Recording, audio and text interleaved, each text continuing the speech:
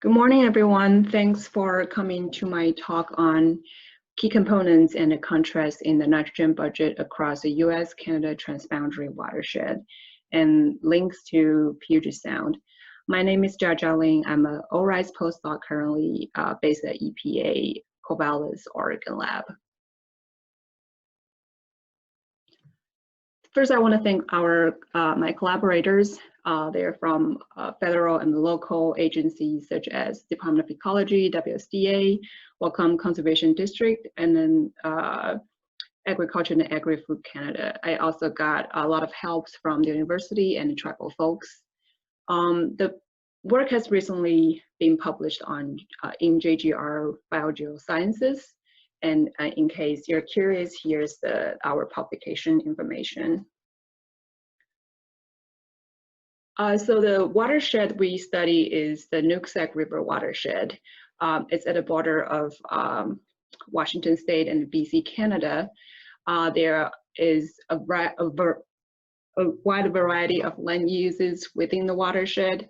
Majority of the land is forested land, but the lower flatland is mainly agricultural land with some very high intensity management. There are differences in policy and the management between the US side and Canadian side of the watershed.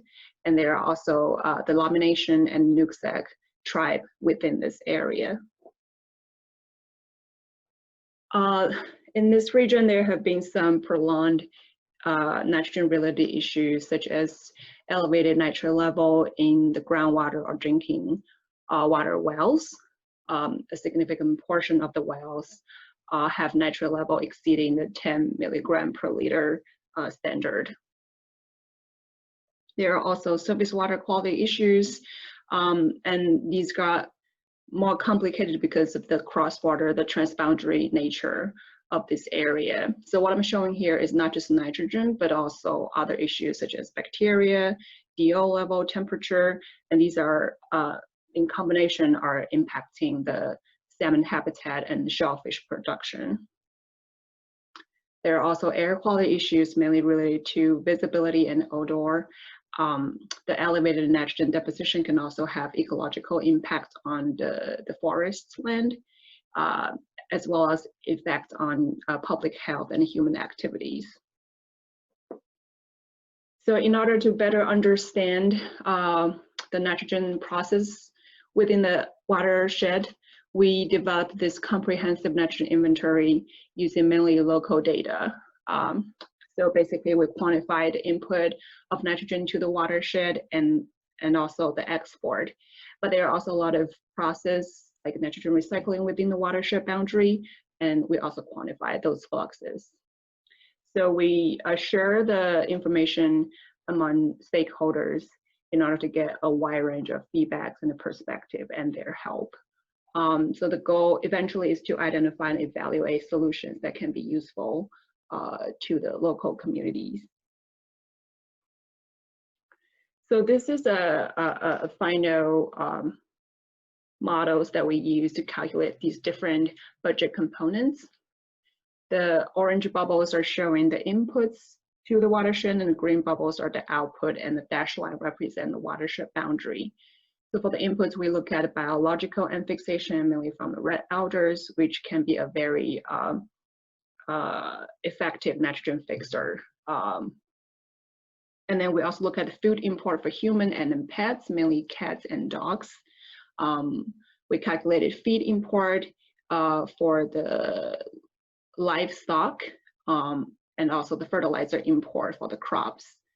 And for the export, we also look at atmospheric deposition using results from the EPA CMAQ model. We also, for the output, we look at the volatilization loss and denitrification losses from the ag land, and also the animal product and the crop product export. We also have this salmon piece because at the beginning of the project, we have tribal collaborators showing that they're very interested in knowing how much nitrogen fluxes that are associated with the salmon comparing to the different nitrogen fluxes.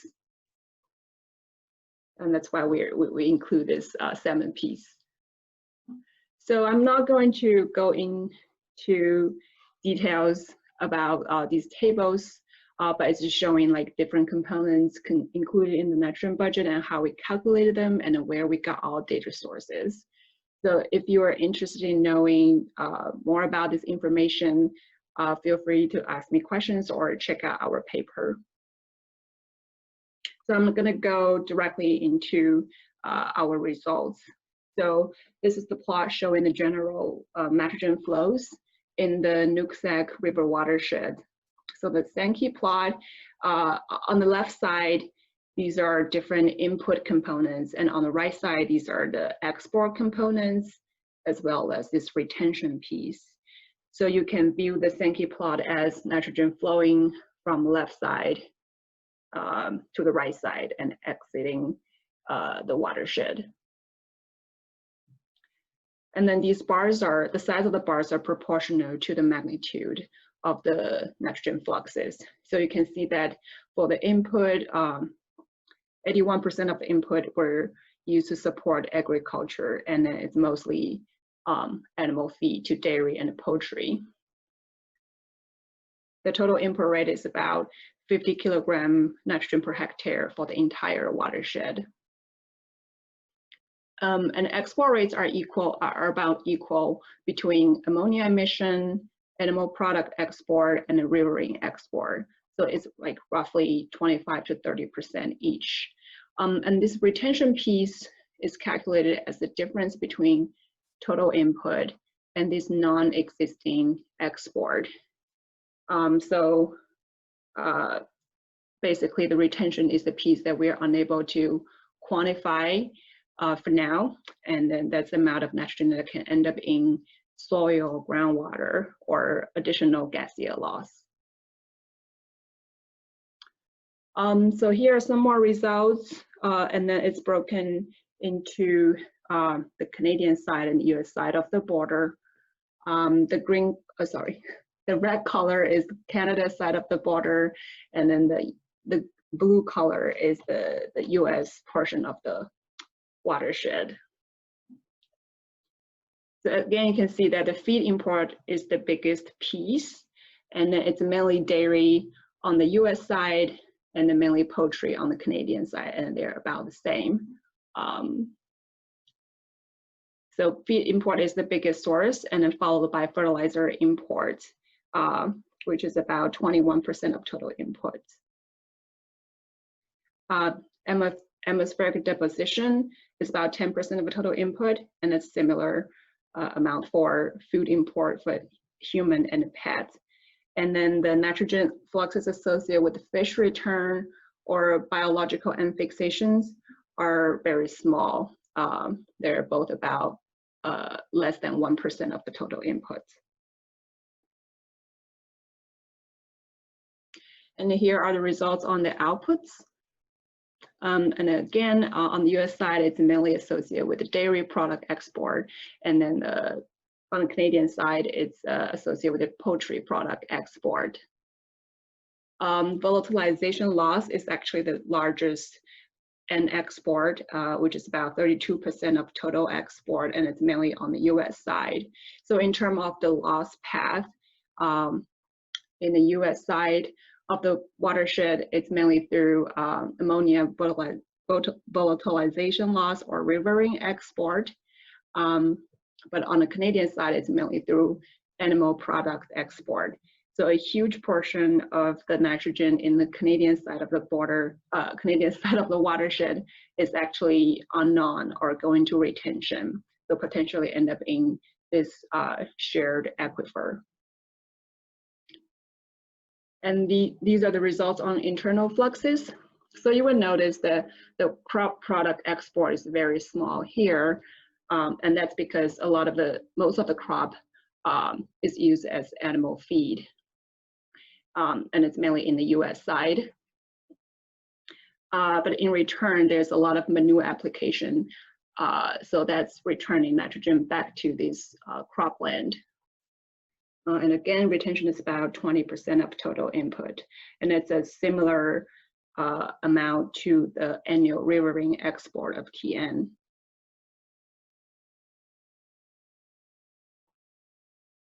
So in addition to the nitrogen fluxes, we also calculated nitrogen use efficiency. When examining NUE in these ag systems, it's important to consider NUE at the crop or animal level and for the whole system. So we calculated NUE in 3 different ways. So the top one is just crop NUE, and it's calculated as crop export divided by applied manure and synthetic fertilizer.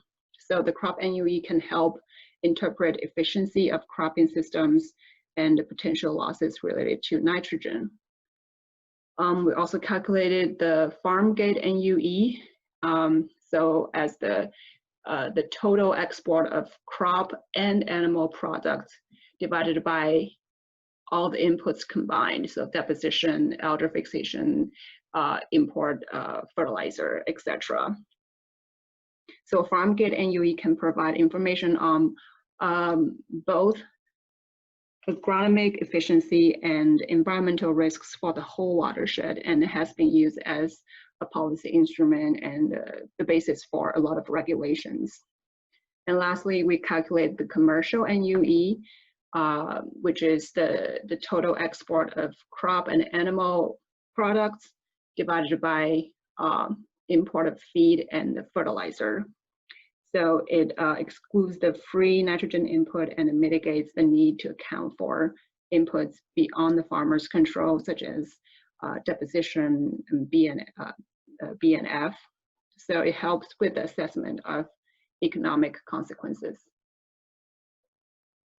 And these are the results on the NUE, and it's not just for the whole watershed, but it's further broken down into NUE on the US side and the NUE on the Canadian side. So these 2 sides of the border have similar climate and physiography. So it's a great opportunity for us to study the contrast in land management and NUE. And these differences are driven by types of animals and crops, as well as by manure management regulations and farm economies. So if you just look at crop NUE alone, the whole watershed has a NUE, crop NUE of about 67%, and that's similar to the national average. US side has a higher crop NUE compared to the Canadian side, and that's because US side has a more strict manure regulations, but also it's because the crops grown on the US side have really high nitrogen content, such as grass, hay, or corn, versus the Canadian side mainly grow like berries, which is known to have very, very low nitrogen content. And when you look at the farm gate NUE or the commercial whole farm NUE, the Canadian side is doing much better than the US side. And then there are several reasons for that. So Canadian side has a lower dairy stocking rate. It's about 2.5 cows per hectare versus 3.2 per hectare on the US side. So lower stocking rates means it requires less feed import because local feed is sufficient. And they also reuse a lot of local nitrogen for the poultry industry. For example, they can use rendering products, but we cannot do that for the dairy industry here on the US side.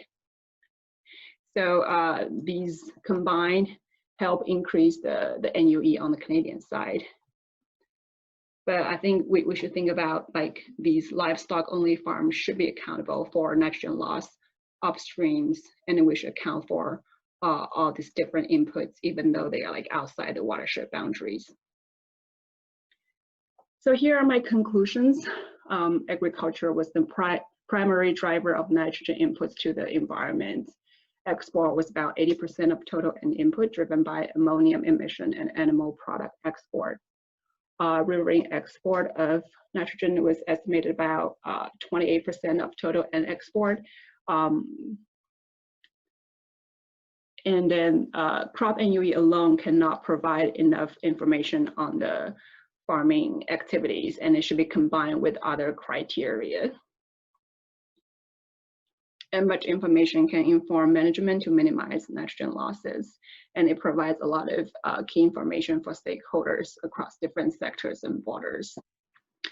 And lastly, I think there's some opportunities to make this connection between our project to the Puget Sound nutrient reduction project. So currently they're using the CLHC model to guide a lot of target and then actions, but I think from our Nooksack budget, we can also provide a lot of useful information, such as where do you get data and how do you establish this nitrogen budget for different sites across the sound, and then use these information to help establish realistic reduction goals and then answer questions such as how communities can achieve these reduction goals. And with that, thank you, and I'll take questions.